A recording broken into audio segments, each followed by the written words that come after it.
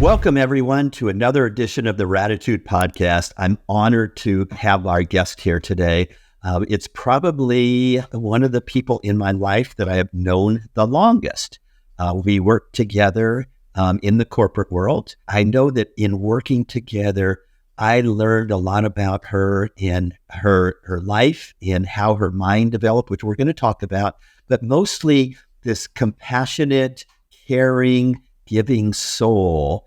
And when I left the corporate world, I always knew that I wanted to work back with Sandra Combe, who's going to be our guest here. And it took many years for me to be able to do that, but I was finally able to convince her to be part of the Radnody Research Institute, a company that I founded a few years ago in order to bring some of the learnings, the teachings that I've been taking on over these years to more and more people. Sandra lives in Thousand Oaks, California. She married a baseball player, Jeff, who, after the struggles, kind of making it through the minor leagues with a daughter, and she was that supportive of wife. He made it to the big leagues, to the Cincinnati Reds, when I was loving the Cincinnati Reds, with Johnny Bench and Pete Rose and all the great players there. And Jeff actually got to pitch to Johnny Bench, which is like really, really cool. And in Sandra's office, they've got pictures of him in his Cincinnati Reds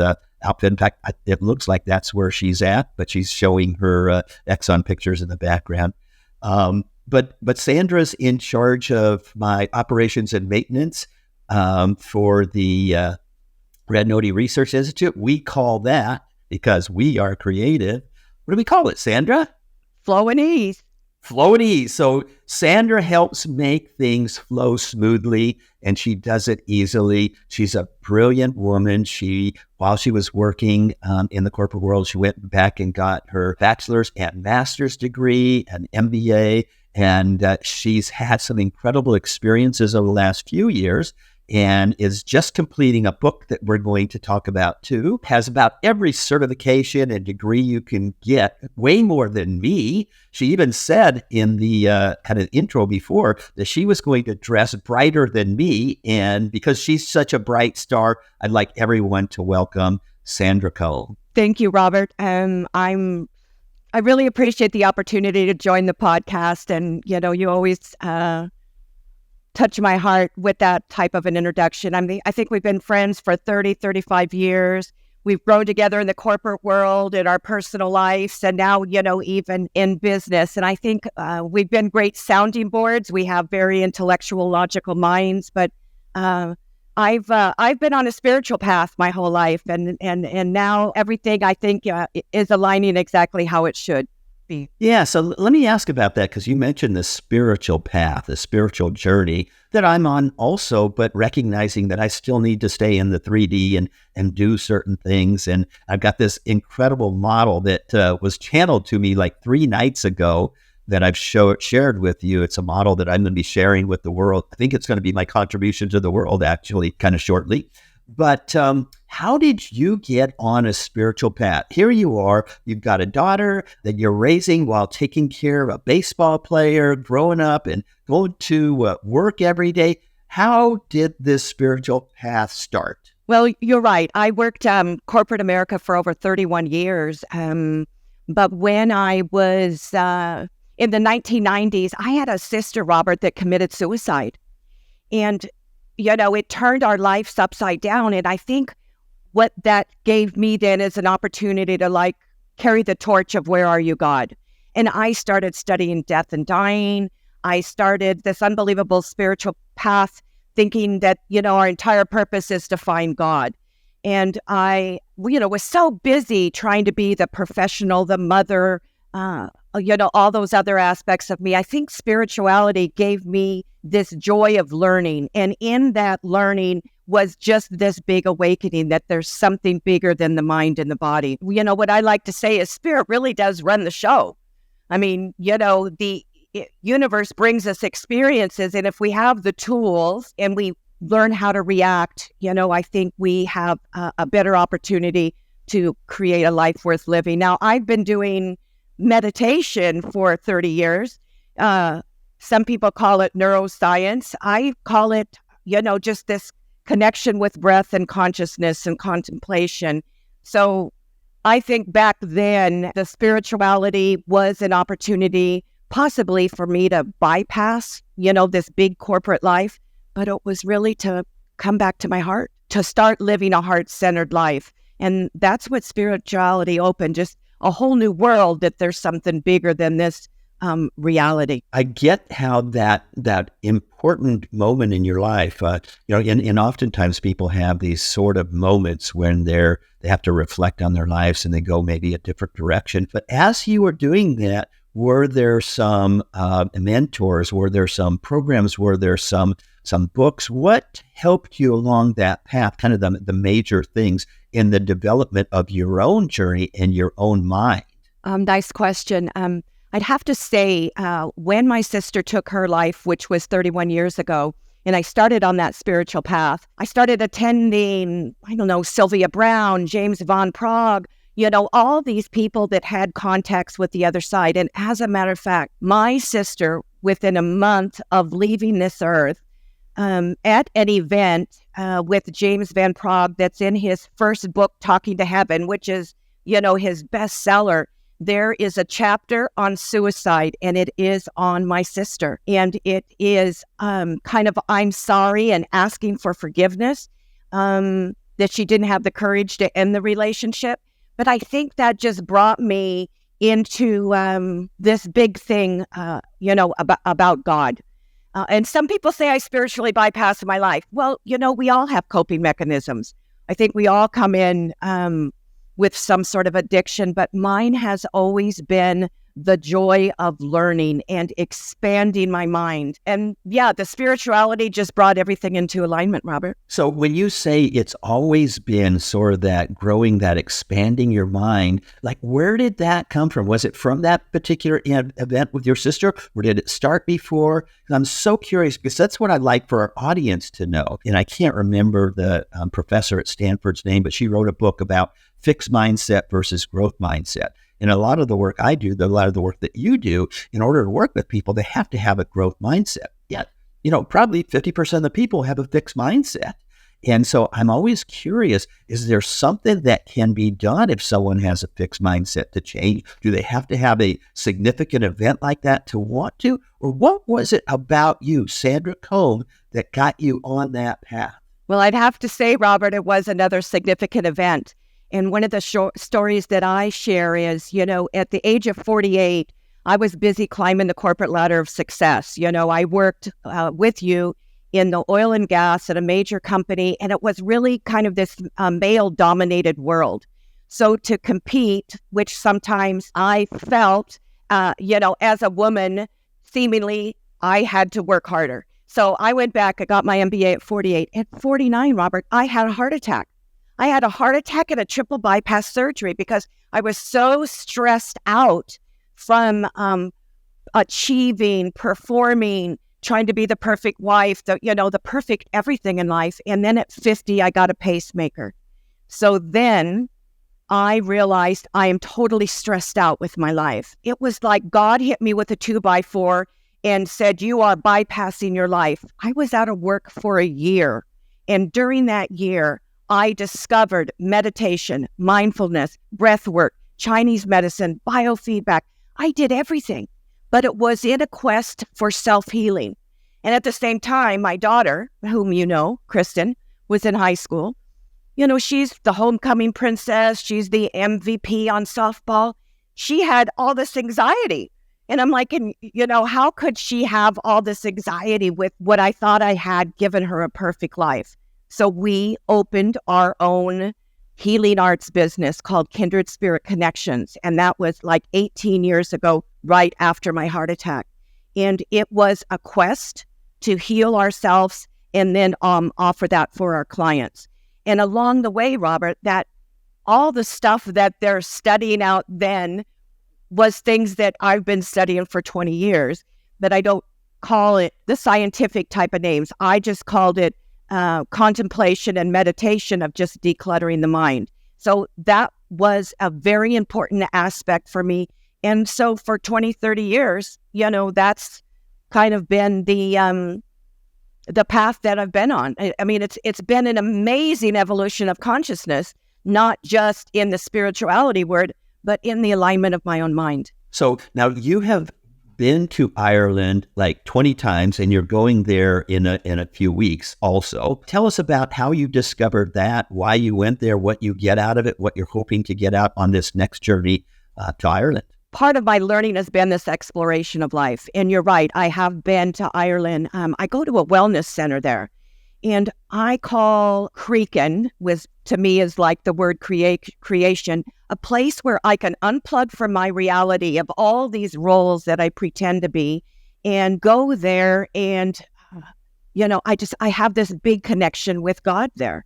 But what I think it is, Robert, is, we get a lot of growth from our relationships, but it is for me to have a relationship for myself. So when I go to Ireland, it opens up the door for me to know me. Ireland led to India and Egypt and all these places that I believe also have some really magical energy. And you can feel it in the land, the vibration, the frequency, the sacred geometry. The stuff about Ireland, for me, is not only is the land attracting, but it's like stepping back at another dimension of time and space. But the real thing is, I think I become more alive there because I'm out of my box, so to speak, in my life here. Yeah, well, how did you discover it? The very first time you didn't just go, oh, I feel like going to Ireland. No, but I've always been drawn to Ireland, sorry. Why that? Why Ireland? Ireland's kind of always been my somewhere over the rainbow. I don't know, Wizard of Oz, kind of that type of fun stuff, Emerald City. To me, it's always been a magical place, and I've always felt like there was some magic missing in life until my grandkids come, and then they brought that magic back to me. How did you first discover Creakin and Derek O'Neill and that process? Well, my daughter and I had a healing arts center, so we had a little healing office, and we did a lot of work in there for 3 years. And there was like 7 or 8 different little offices. Some people did Reiki, some people did angel stuff, some people did tarot. Well, one of the ladies next door was with they call it SQ, spiritual quotient. And Derek O'Neill teaches the more truth that will set you free teachings. And he also teaches about cultures and religions and mythologies, and it's all the stuff I love. So I connected with her.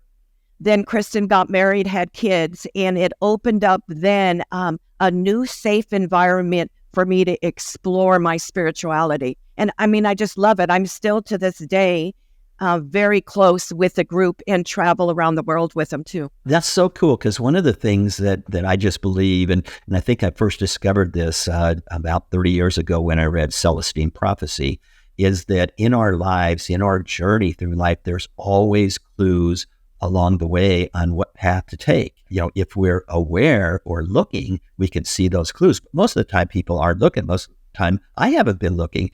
And in recent years, as I've just kind of discovered that, I'm becoming more conscious of my unconscious and seeing those kinds of things. So in listening to you, it almost seems like that was put in your way, that woman that had that business next to yours. Maybe that's why you opened the business right there, in order to discover that in Derek O'Neill. Now, you have become a certified rising star practitioner, or I'm not sure what you'd call it. Could you tell us a little bit about Rising Star? Well, one of the first things we've learned was Reiki. Everybody knows Reiki is this ancient, the chakras, the energy centers.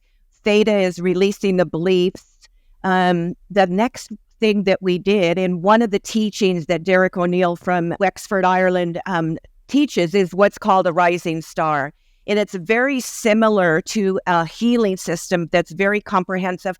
But what I believe, it works more on the elements in our body, not just the chakra energy centers. It has this unbelievable alignment, and it lasts for 21 days. So it goes up and down. You give intentions, but really it's your consciousness running it too. So this rising star healing system, I believe that you can have once a month, really helps shift and align all the stuck energy. So if you believe illness is only a blockage and everything is a vibration. You can shift all of that with your mind and it's all to shift the energy. But one of the real big things is the breathing, Robert, because the breath is life. We can't live without breathing. And if you think about it, everybody really dies from the same thing, which is lack of breath. When we focus on our breath and we release the clutter of our mind, there's just something about the way we can shift the energy. And that's one of the things that we do in the Rising Star. We help people look at the mental patterns that are creating that illness if they want to take it to the next level. Otherwise, we hold the space because all healing is really self-healing. I believe it's just another additional tool that can help you awaken. And, allopathic, you've got alternative, you've got holistic. Well, we've studied it all. And I would say that the Rising Star to me is the most comprehensive healing system on the planet. Yeah. All right. I do. I enjoy that. But, as you were speaking, I wanted to just I'm going to come back to it, but I just want to share a story with our audience that kind of brings a lot of what you were saying and this concept of Celestine prophecy of just things showing up to you. So I had a Reiki session with my good friend Esther Ebers from Bali over Zoom about a month ago. And I've had like 3, 4, maybe 5 sessions, past life regression, some channeling. Then, whether you believe it or not, it's kind of like really cool stuff, and it gives you some clues on your life. But at the end of this Reiki session, it was like 3.5 hours. She read my soul essence, and there were a few messages. And one of the messages was, you need to go to Egypt.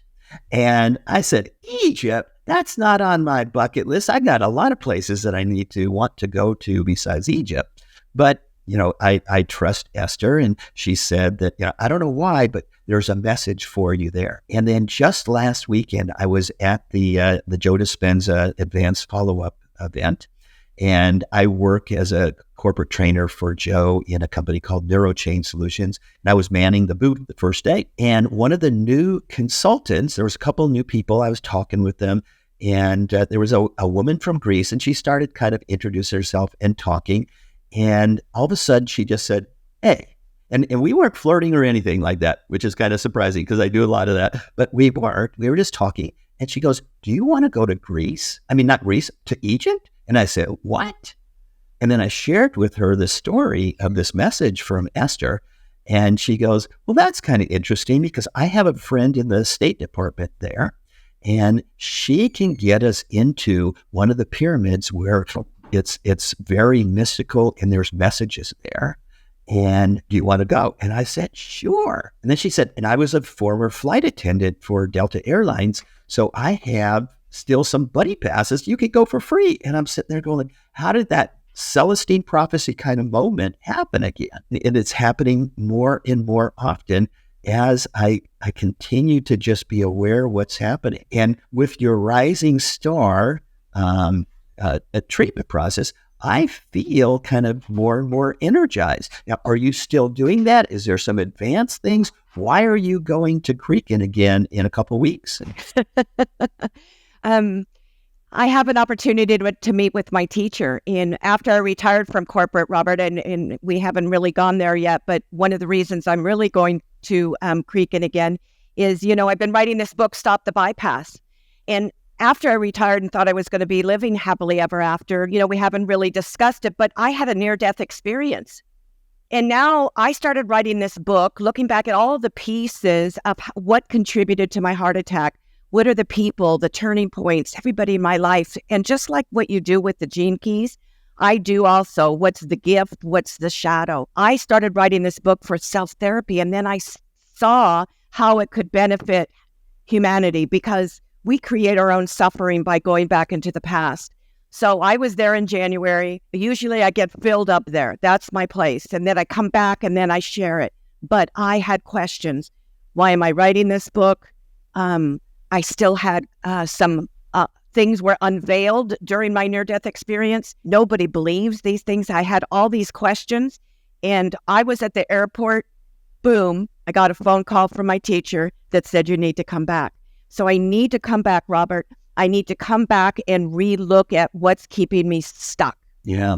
Well, it's so interesting because I spent some time a few days ago with a woman that had a very significant near-death experience and described it to me and explained how that's completely changed the course of her life. If you're comfortable, tell us about your near-death experience and what, if anything, you saw, and then we'll get into the book and kind of the aftermath. But what was the near-death experience? Well, Robert, it was like a summer day. And we were at a backyard barbecue at my daughter's pool. And you've been there before. I had just gone back from Costa Rica where I had this huge spiritual experience with, of course, a blue butterfly. You can't make it up. But that's another story. That's in my book. But they thought I was meditating underwater for 2 minutes. And really, I had fainted. They believed that I was dehydrated. We've been playing with the kids. So after 2 minutes, they started this unbelievable CPR. My daughter administered breaths. And, it was for 9 minutes, Robert.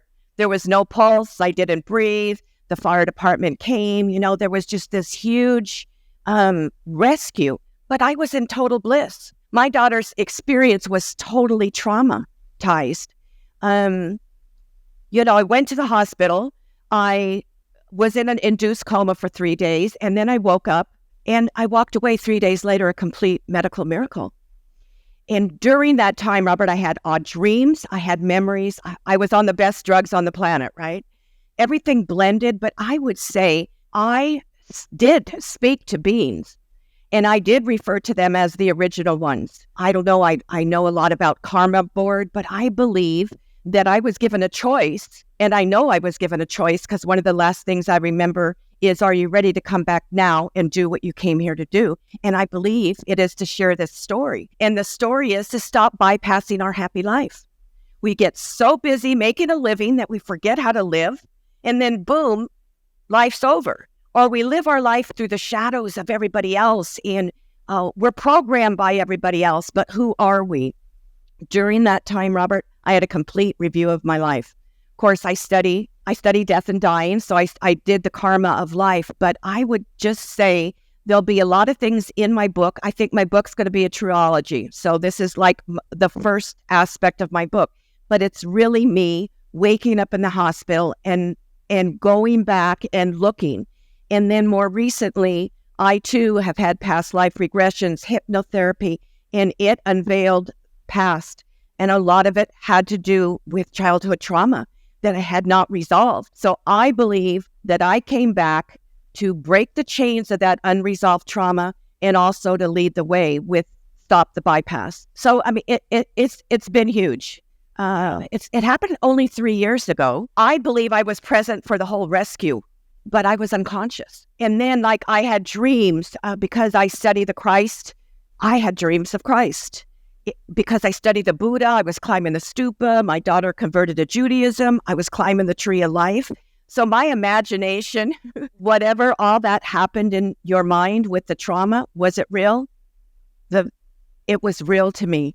And there are really no words to explain, if you had an opportunity to come back and get a second chance, what you would do with your life. So I'm not going to teach people about death and dying, although I know a lot about it. It's about living. And you're one of the perfect people that has lived their life. I read that Celestium Prophecy book on your recommendation. There's some big connection with us, probably other lifetimes or whatever. But speaking of Egypt, I have Isis on the board here, my spirit guide, which I believe Egypt is the cradle of civilization. So in my dreams, I went back, hopefully to every lifetime. If you believe in incarnation, if you believe in reincarnation, we could have been living thousands of lives. And there's something about this life, all the pieces coming back. And that's what I saw, Robert, is like when I had my heart attack and I shattered my heart in 1,000 pieces, I am now calling back all those fragments of myself back into me, back into my wholeness. But a lot of them are my inner child stuff, my shadow stuff, all the stuff I've blamed other people for. This near death taught me to take accountability for every single thing that's happened in my life. And then if I am creating it, and I become consciously aware I'm creating it, it could be a different life. It could be a different world. Yeah. So when you had this, did you see like white light? Did you see something when you were in the near-death experience?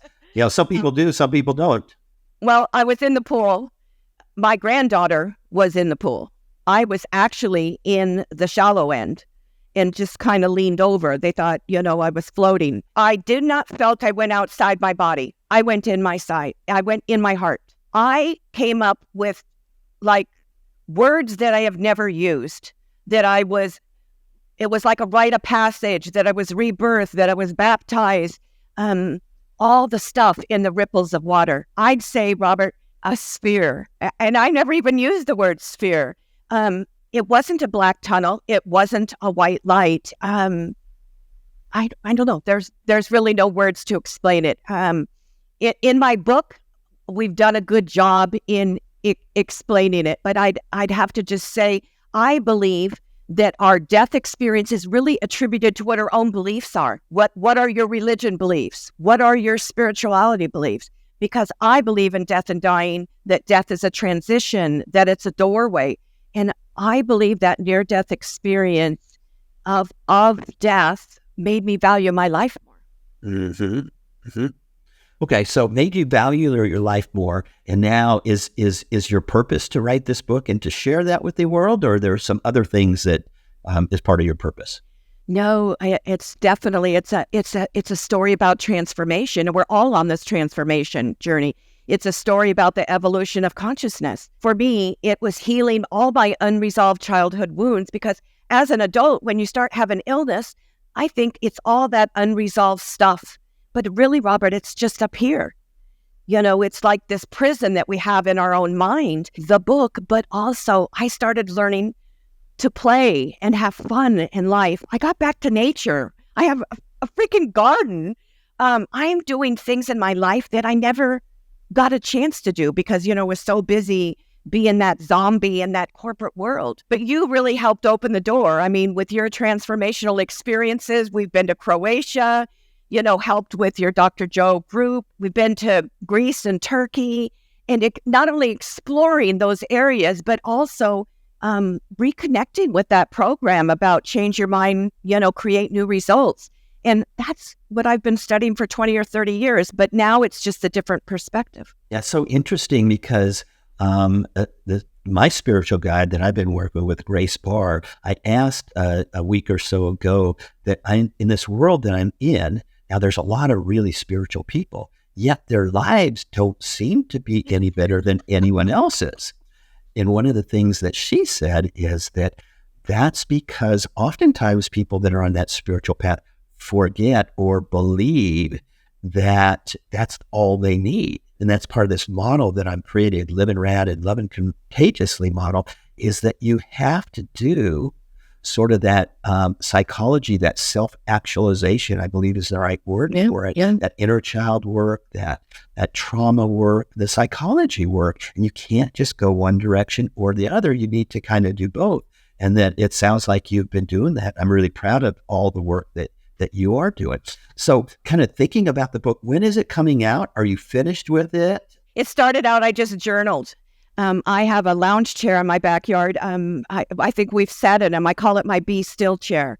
And it's where I don't bring out my phone. I completely disconnect, but I journal like you do, Robert. Journaling is my opportunity for self-reflection, for self-care. So originally just started out journaling.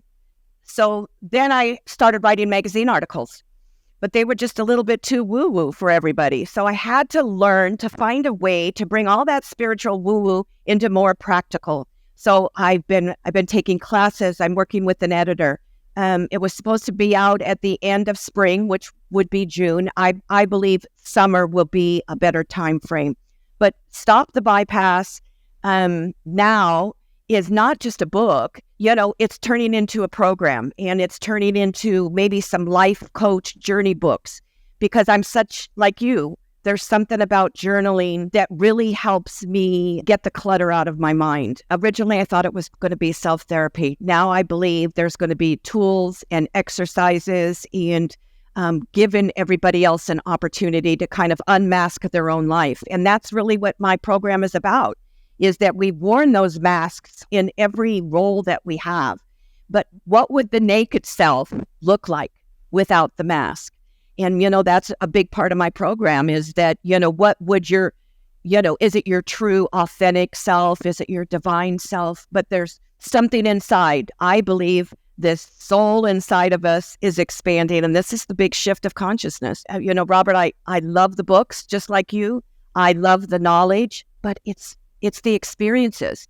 And what you're doing is creating those experiences along with the educational platform. That's something I find very unique. And I'm glad to be able to participate in that. Because as much as, quote, I think I know it all, I think we're learning it new every day. I think every single day we're reborn, Robert. Yeah. Well, I've always said, always, kind of recently, relatively recently, is the more I learn, the more I know I don't know. Yeah, and that's been kind of driving me. So if I hear you and understand you, Sandra, that you're going to develop a complete program over the next coming years. So normally, kind of as we're reaching toward the end of sessions, I ask people, what's next? And you've kind of given a clue, but let's get more specific. What's your dream? What's next for you? What do you want to do? What's your purpose in life now that you've reached this place where you're a best-selling author already? So I'll just ask the question, what's next for you? I think what's next, Robert, is to live my life without any expectations, because I do believe that the future hasn't been created. I'd have to say my whole path has been, trying to find this more meaning in life. And you're right, I did write that book. And you wrote a chapter in it too on the art of creating time and money. And I wrote a chapter on dying to live. And dying to live was just a little preview of every part of my book. Dying to serve, dying to retire, dying to wanting to be heard. It was amazing. So, what's next is, is this gratitude, I think, for living. It's like, if you only knew you had a week to live, what would you do with your life? I feel like every day I'm alive. And every day I am grateful that I'm alive. And sometimes this book, Robert, is being very vulnerable. It's looking at my trauma. It's looking at all the stuff that I created in my life. But if you look at the divine timing of everything, there's kind of perfection behind the imperfection. And I'm learning it like we're all learning it. But I have this different enthusiasm, and I have an unbelievable amount of energy, I believe, to serve. So my next dream is to be of service and to benefit humanity. So if you had to think of like maybe 2-3 nuggets of information that you'd like to share with our audience from your experiences, from your books, from your near-death experience, you kind of already alluded to it, but kind of summarize. Let's call them nuggets now, and give us 2 or 3. I think one of the big one, Robert, we call it mastery, but it's really self-mastery. It's self-mastery of our mind, of our body, of our soul, awakening of consciousness too. I call it meditation, awareness. You might call it the neural pathways. I would just say is, if we could become aware of everything in our life, then we're more conscious, on how to live it, and that how would to really create it. But have you ever lived a day and saw how you manifested everything in your life?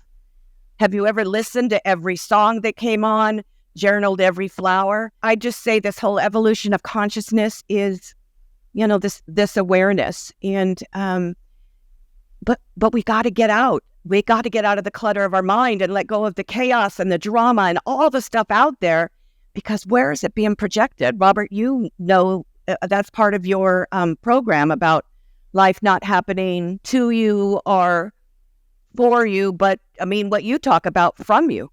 So I think the nugget is, if you knew that life was happening from you, what would you create now? What would be creating the best version of yourself look like? So what's the best version of Sandra Combe going to look like, say 5 years from now? I don't know. I actually love this writing thing. I think for me, Robert, is I'm going to explore the world. I'm going to be empowered to find my voice and to share this message and to lead with Stop the Bypass. So that's what I see myself doing, as traveling, standing in the integrity and of my truths and of my words, and sharing my message to help benefit others, not just one-on-one, but like you are, just standing up there and being the teacher that you are. And if someone wanted to reach out to you, what's the best way to contact you, Sandra? Well, I'll make sure that Kristen has that in the little preview of this podcast. But yeah, Stop the Bypass. I have a website that kind of explains the whole path, and we have a pre-order on the book because we're getting ready to go into publishing, and it just gives the whole opportunity to connect. So, and I do appreciate being able to talk about this book because it's been a great healing journey for me, and I hopefully for other people too. Well, Sandra, it's been a pleasure having you here on our podcast. It's been a pleasure having you as part of the Ranoti Research Institute team. It's been an honor to have you in my life. I'm truly grateful for your presence in my life. And, you're one of the women that people in the world that truly loves contagiously. And I thank you for that. Honor you. Thank you for being here. Any final thoughts or messages? We flowed well together. So flow and ease. Flow and ease. Yeah. All right, everyone out there.